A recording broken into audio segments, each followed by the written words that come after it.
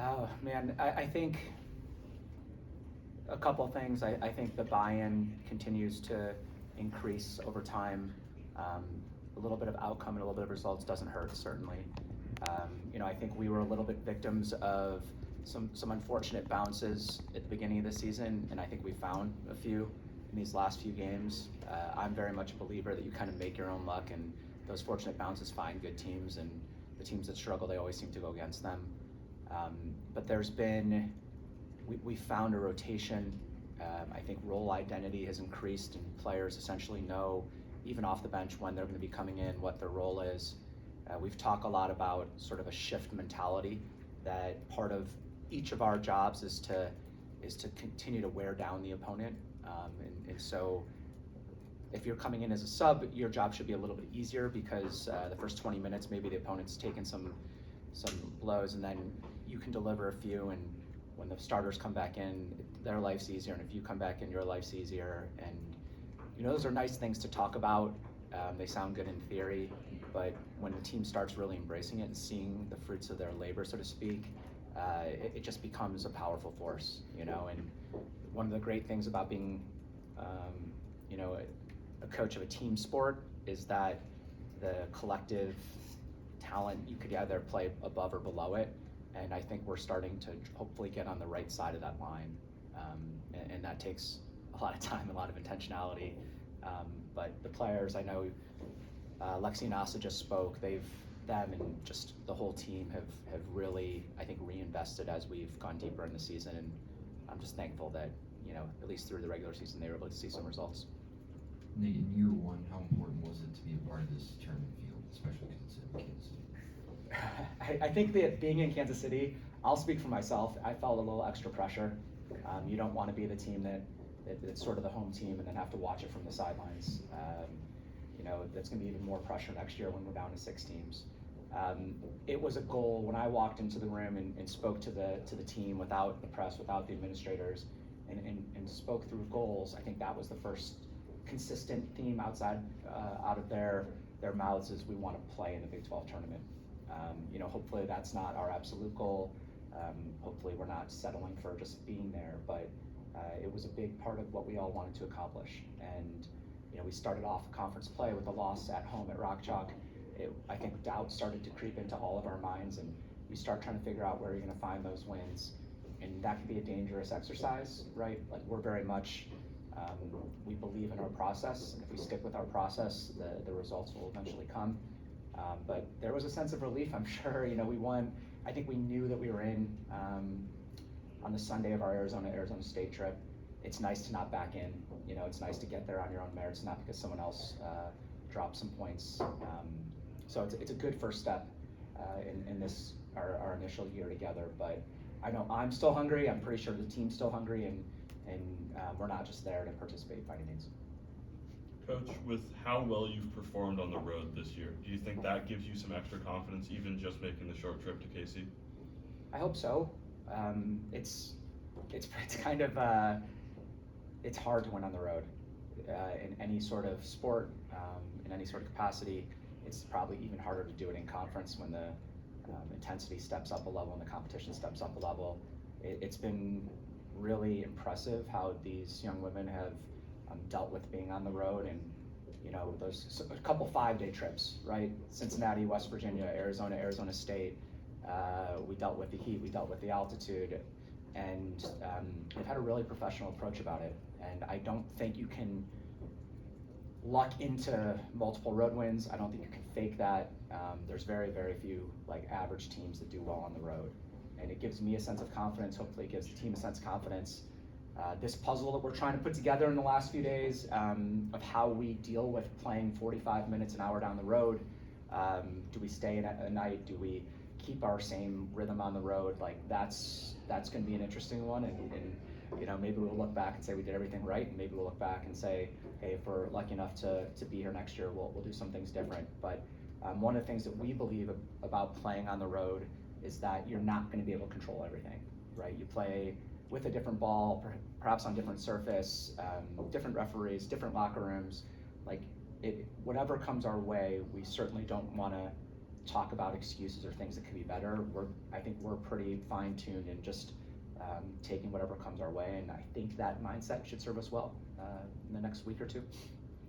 Nate, I think since you've taken the job, you've talked about the steps in the process of making this program better. Is there any surprise? I know you set the goal of making the Big 12 tournament, but is there any surprise that you guys are where you're at right now? It's a tough question. If you would ask me after that Iowa State game, yeah, maybe. That was a tough way to start conference play. If you would have asked us before the season, we as a coaching staff very much believe in our process, in our style of play, and believe that if we have a team that accepts that and believes in it just as much, that we're going to find success. And I don't want to put a cap on success either, right?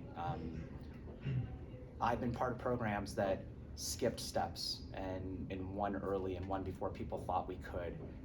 That's some fuel, right? And I think we're in a fortunate situation that we can tap into that. Hopefully we're not the underdogs for too long. Hopefully we're not picked 13th in the preseason for too long. I enjoy it. Like, it was certainly, we talked about it the first day that it came out with the team. I wouldn't be surprised if they're still talking about it. But I don't know how to answer that. I think, as far as what we can do in this tournament, if someone says, if we're out there holding a trophy at the end and someone says, are you surprised? I'd be like, in some ways yes, in some ways no. If we don't take care of business the first game, same answer, right? In some ways yes, in some ways no. When we come to perform, when we're committed and focused, and like when it comes down to a one-game season in this sport, things can bounce one way or another. But we feel like we can play with anyone, and so like I honestly don't think there's a real ceiling to our success.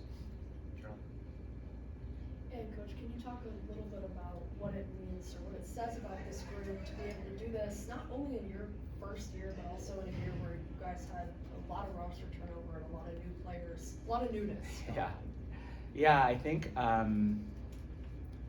day one of preseason, if the numbers are correct, I believe we had 15 returning players and 15 newcomers, and that's certainly a challenge in a sport that competes right away.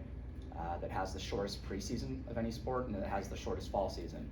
You got to get it right early. And for those of you who were at our early games at RCP, I think we did some good things, but like you saw me afterward, and we were frustrated because against Tulsa we outshot them 30-6 or 30-9 and tie 2-2.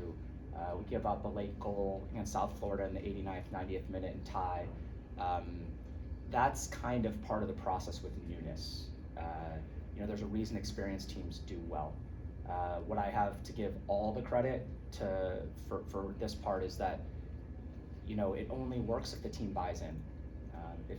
We can make as many coaching points as you want, but if the team doesn't totally invest in those things, which for us involve a lot of sacrifice and then it's not going to work. And I know you spoke with Lexi and Asa. They're great examples, players that have been part of the program, had been part of the spring when we walked off our last spring game on the wrong side of a 5-0 result, and they could have taken that and said, this isn't going to work.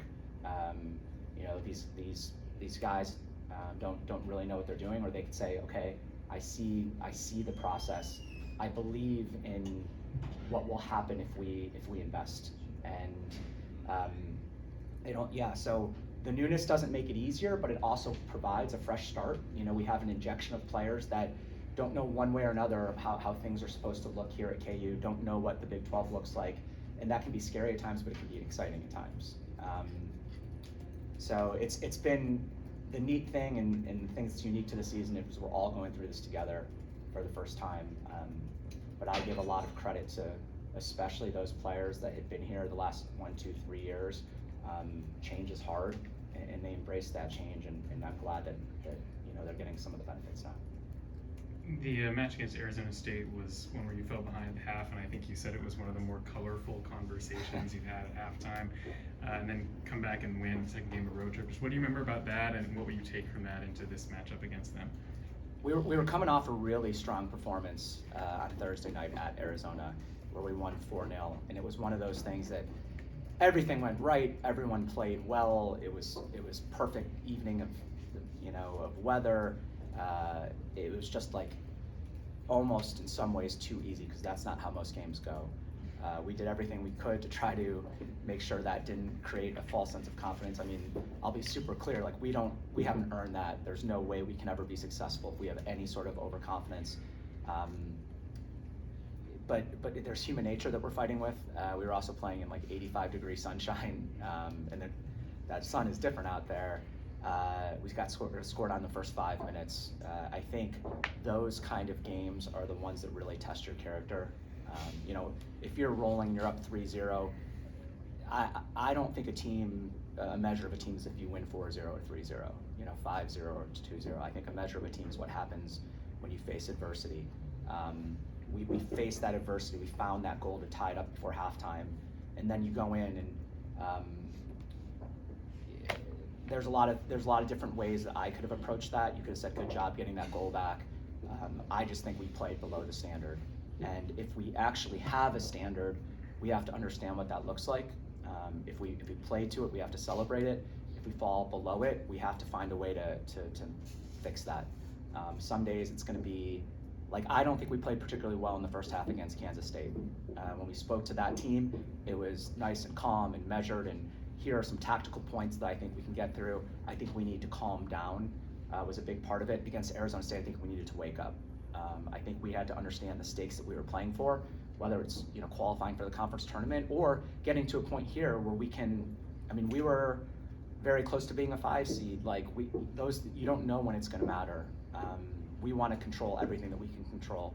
And so, again, how a team handles that conversation when they see my urgency and it doesn't look the same as every halftime is important. We came out flying, right? And I think Lexi earned a corner in the first 2 minutes, and it's not a surprise that we found that second goal. And then we had to, you know, sometimes you see games out really easily, and it's like a calm 15-20 minutes and the ball's on the other side, and sometimes you have to endure some pressure. And we had to take on some pressure, and I think that was good for us and our growth. And when you get to tournament play, if we're lucky enough and fortunate enough and all that good stuff to win a few games here in the tournament, we're probably gonna have to do one of, you know, where we're hanging on. Even the best teams have to hang on here and again. So all these different scenarios that you face, like, prepare you for different things you might face in the future. And I think, like, after the Arizona State game, the team was, you know, I think tired. But I told them, I think we should celebrate this one more. I'm not one for over celebrating games, but like, that was a hard one. That was an important one. That one showed some grit and character. And yeah, for me, that was a big one. Anything else for Coach? All right, thanks, Coach. Okay. Yeah, thank you.